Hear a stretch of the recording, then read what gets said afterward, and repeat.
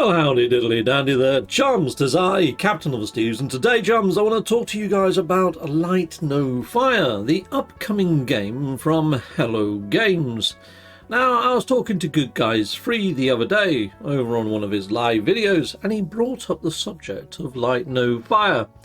And he said that a lot of people inside of his comments have had concerns around the multiplayer of Light No Fire and whether it might have the same hang-ups or the same pitfalls and niggles as the multiplayer inside of No Man's Sky.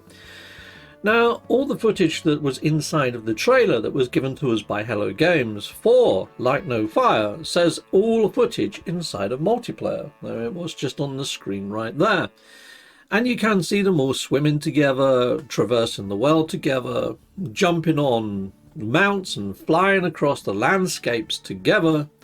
Now, we have seen inside of No Man's Sky trailers before, multiple ships taking off and flying in the same flight pattern. Turned out that we got that as physics inside a game when we got assigned wingmen, and they were NPCs that flew alongside us. And I'm wondering whether some of that might be part and parcel to how these take off and fly in unison together, or whether it really was a bunch of players all flying together. It's hard to say, because we do know that Hello Games have scripted elements in the past, and could they do it again? Sure, yeah, they could. By all means, yes, they could. And also, another concern with the actual footage itself is when they are flying across massive landscapes, a lot of that landscape looks a little bit barren and empty. So I'm wondering whether, a bit like how we fly from planet to planet now in No Man's Sky, will we be flying from biome to biome in this game just to put down a base, have a nice new change of scenery for 10 minutes and go, oh, okay, I'm a bit bored of this biome now, back to my flying mount and fly on to the next one. I don't know. You see, what I was suggesting to Good Guys Free is, firstly, the world looks fantastic. It looks beautiful. It looks like a world that I want to play in.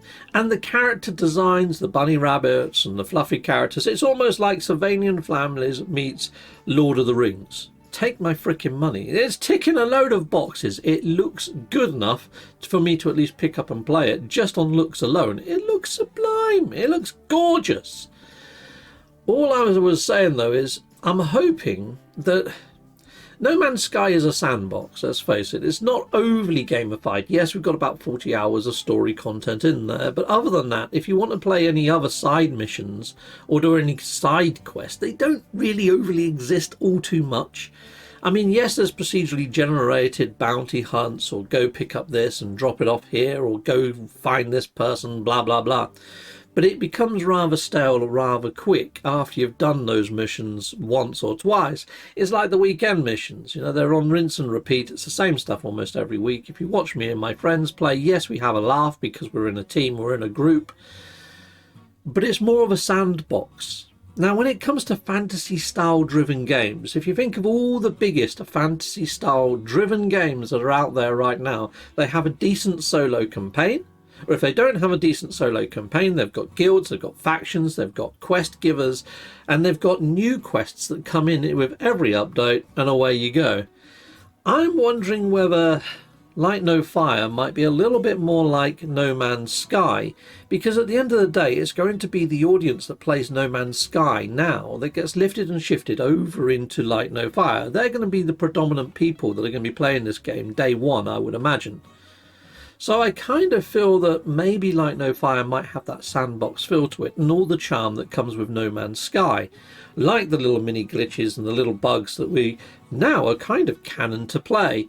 You know, it's like, I'm sure Hello Games watches the community and how the community play the game and how the community build their bases. And they can see that we build bases using glitch building techniques, where we can use a wire and then use a button combination to place an item, without even having the resources to place said item. But it also means that we can place things where they shouldn't normally go, and rotate things in ways and skew things that we shouldn't be able to. We can even resize stuff.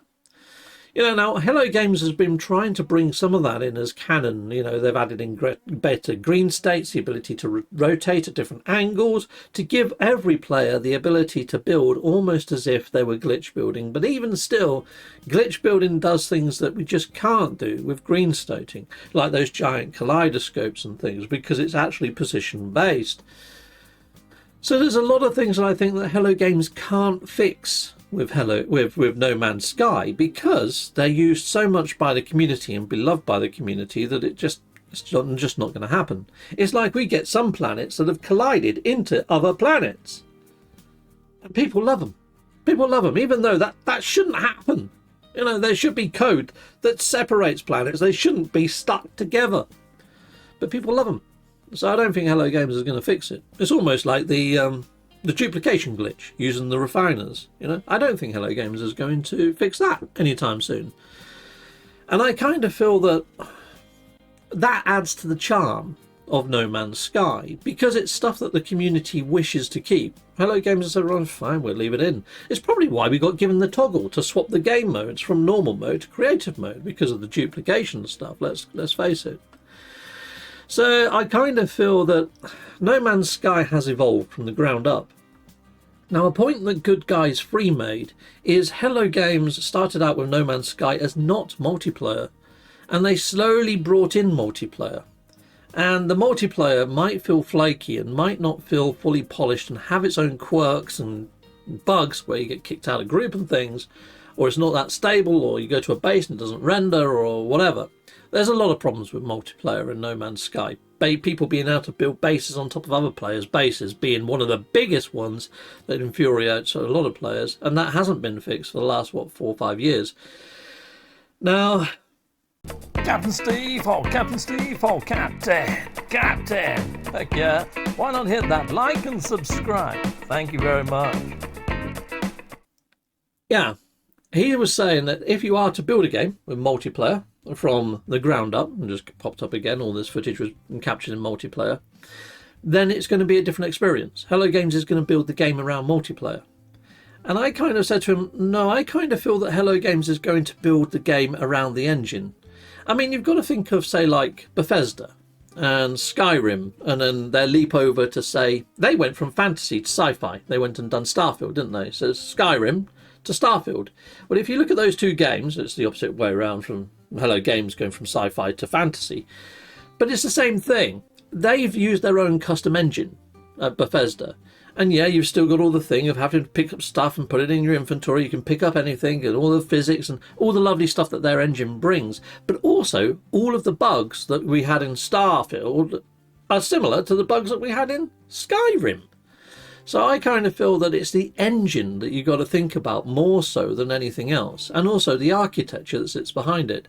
Hello Games, a person at Hello Games, done an interview where they talked about the server infrastructure, how they moved it from being in-sourced and in-house to being Azure and cloud-based, and how that has freed them up to do new things and change things up a bit. Rather than having the weekend missions being something that they would craft in-house and then put onto the server, now they can actually automate it and make the weekend missions very much something that just happens on rinse and repeat.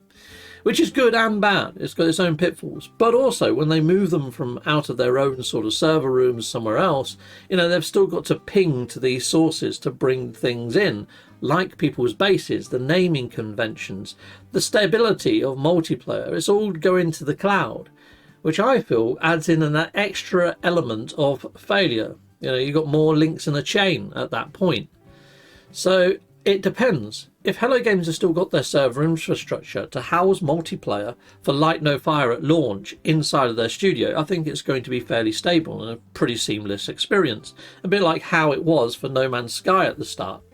But as data builds, which it has for No Man's Sky, with bases, naming conventions, and everything that goes with that, customization of ships and pets and all sorts, all this stuff has got to be housed somewhere. Now it's Azure, it's hosted in the cloud.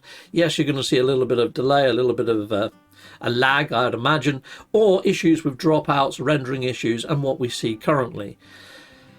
I feel that as Light No Fire grows and their server capacity dwindles, then maybe they might start outsourcing parts of the multiplayer to Light No Fire, which again is a concern. I think it's a genuine concern to have.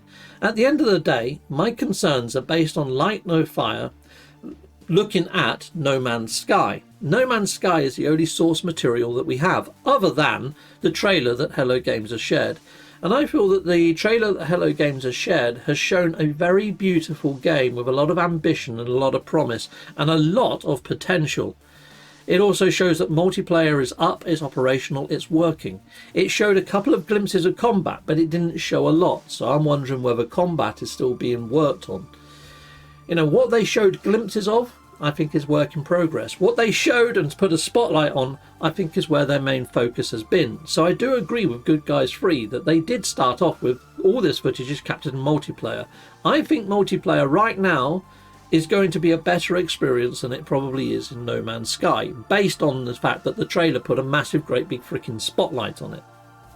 So that concern of mine is slightly less of a concern. The biggest concerns I have is this is a world-sized game and a world-sized map. You know, this is bigger than Earth, and you're a small little character in a world that is fantasy-based. So you might have some sort of means of magical travel, but the only thing that we see, the only thing that we know for sure, is that you can get on a flying mount. And these flying mounts, although they do move quite fast, I wouldn't say that they're super fast. So moving from one biome to another could take minutes, but it could take hours. We honestly don't know. And the base building, you can see them actually carrying tree trunks backwards and forwards. So there might be a lot more processing of raw materials and resources before you can actually build a house.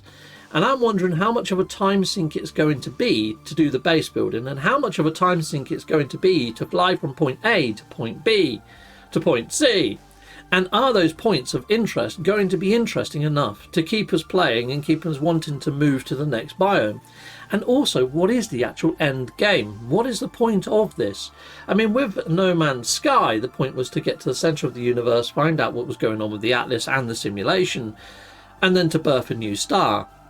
I kind of feel that if we haven't got something super interesting to do on the planet, or a point to reach, or an objective to complete that is interesting, it could fall short of being an adventure that you want to partake in. If it is, oh, just live your life in this sandbox world, okay, fair enough, but I kind of need an objective to keep me really super interested. Otherwise it's just, okay, well, I've now just built a log cabin, now I've built a castle. What else do I want to build? You know, is there going to be animal husbandry? Is there going to be a farming? And to what level is that farming going to be? If it's going to be just like it is in No Man's Sky, or you tame a couple of creatures, they might lay an egg, you might be able to breed the creatures. It'd be nicer if I could actually use them, make new pelts and shear them and get wool and do all that sort of stuff and build my own materials. But then, is it going to be busy work? I mean, I was super excited for a game called Nightingale, and that just turned out to be busy work. And I was really stoked for that. That was another fantasy-based game with procedural elements. I was totally on with it. It ticked all the boxes, just like this one's ticking all the boxes. But then I just found that the time investment didn't equal the rewards that you got. And that's something that concerns me a little with No Man's Sky. With No Man's Sky, we've got all these milestones, like catalogue 10 planets and get every single creature on them done. The zoology milestone. But once you complete that, it's no easy task either. Nothing pops up. You don't get given nothing. You don't get a new multi-tool. You don't get a new ship. You don't get anything animal related, like a really cool super pet. There's no rewards for completing milestones. In fact, when you go through the whole of No Man's Sky, I mean, yes, when you're doing the Purge or the Artemis questline, you get gifted all the glyphs. I think that's the only thing that I've ever been actually gifted inside of No Man's Sky as a game reward for doing something progressional wise. Yeah, you get given blueprints along the way during the tutorial steps, but you don't actually get gifted anything. There is no sense of reward. I mean, the only things that you get are the things that you pay for, either using nanites, units, or quicksilver. And those you earn by doing missions or doing things inside a game. but there's not really professions inside of game unless you role play them out. There's nothing that you can really assign yourself to. Yes, there's guilds, there's factions, but you can just jump willy-nilly between any of them, and when you actually get your level up to max, they don't treat you any different. All the role play elements are there to make a decent role play game inside of this sandbox, but Hello Games have chosen to leave it as being a sandbox. And I don't know whether that's going to work in a fantasy style universe that's bringing in fantasy players from other genres and other gaming areas that are used to fantasy games having these gamified elements where you get given rewards for the risks that you take. It's like playing Dungeons and Dragons. Would you play Dungeons and Dragons, the dice rolling game, if you're not going to get given experience points to spend on certain skills? It's the same with No Man's Sky is the only point of reference that we have. Right now, you buy modules from shop vendors and then you implement them and put them in boosted slots, or you join them up to get boost bonuses. But there's no experience points inside of No Man's Sky, apart from when you're sending frigates out on missions. When you send frigates out on missions, they slowly evolve and they go up levels. That's the only part that is actual role played in, to the point that people that are role play fans will say, well, that's quite cool, I like that mechanic. But that doesn't exist anywhere else inside of No Man's Sky. So I really don't know how things are going to work in Light No Fire. I need to see a new trailer for Light No Fire for me to go, okay, so that's how that works. Okay, that's how that works. Hello Games did 4 trailers for No Man's Sky about the 4 pillars that make up No Man's Sky: fight, survive, trade, and explore. I feel that they need to do the similar sort of thing with Light No Fire to actually show and showcase each of the different elements that makes Light No Fire so unique and ambitious and worth picking up and playing. And I feel that they kind of need to do that around now, or to at least build up some hype for Light No Fire, because I think people now have watched that trailer for Light No Fire over and over again. And at first, when you first see something, you see it with tinted glasses, and you're like, oh my god, this looks freaking amazing, this looks great. After you watched it like 4 or 5 times and you start to analyze it that little bit more, you're like, okay, well, that landscape's very sort of barren. Okay, that's very empty looking. That biome looks just like that biome. How long am I going to be in that biome for before I trip over to the next one? How big are these islands? How far are the points of interest? You start to get these concerns. And then when you go back to No Man's Sky and you try playing multiplayer, you're like, this still isn't right after 9 years. It does then make you feel, well, how's it going to be in Light No Fire? And it's like we just had a new update to No Man's Sky. We had the Beacons update. The Beacons update brought us new fleshed out settlements. But it also made me kind of think, hold on, if they add in towns or villages or cities into Light No Fire, is it going to be very much like what we see on Settlements? Is Settlements the test bed in Beacons of No Man's Sky for Light No Fire? I mean, we've seen them bring back the water physics and the shaders and all that sort of stuff from Light No Fire to No Man's Sky. Well, what if some of the things that we're seeing in No Man's Sky are test beds and prototypes for what we're going to see in Light No Fire? It's like in No Man's Sky, this is something really small. Inside of No Man's Sky, we've got capes. And they've got beautiful cape physics. But when you go into multiplayer and you go, look at my cape, to your friend, they're like, I can't see a cape, it's invisible. There is no cape there. And we still don't know why that is. Is it because the cape physics are too hard for certain platforms to render a cape in multiplayer? I don't know. But what about Light No Fire, where it's medieval fantasy type chisel and pretty much everybody would love to have a cape, I'm imagining, especially if they're a wizard or a mage. And you turn up and you're like, yes, look at my new mystical cape. They're like, we can't see it, mate, it's not there. All I see is some leather straps where it should be. If it's like Light No Fire, I mean No Man's Sky and Light No Fire in that case, I mean, you can see there multiplayers standing there together with capes all on them. So I don't think that is going to be a problem. But if it's not a problem in Light No Fire, fix it in No Man's Sky. Okay? All I'm saying is, if No Man's Sky was polished and brought up a level, and if multiplayer worked as intended, and it worked as good as probably hopefully it's going to work in Light No Fire, I think people's confidence is going to be raised a little. And I think if Hello Games put out a couple more trailers with Light No Fire, people's confidence is going to be raised a little. I just think that they've left it far too long now with just one trailer out there to be super analysed under a microscope for people to then go, I spot a concern, I spot an issue, I spot a niggle.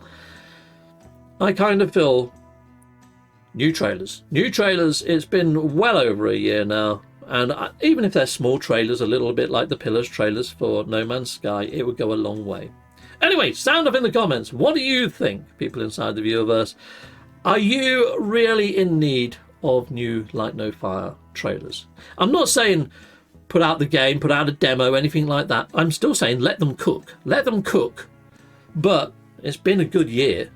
Let's see what that year has done when it comes to cooking wise. Let's see a little bit more of what we're expected to do inside of this game. Give us more to work with. Give us more to speculate on. More to hype on. Heck yes. Anyway, salute Mondo. That's how I feel. Goodbye, and goodbye again.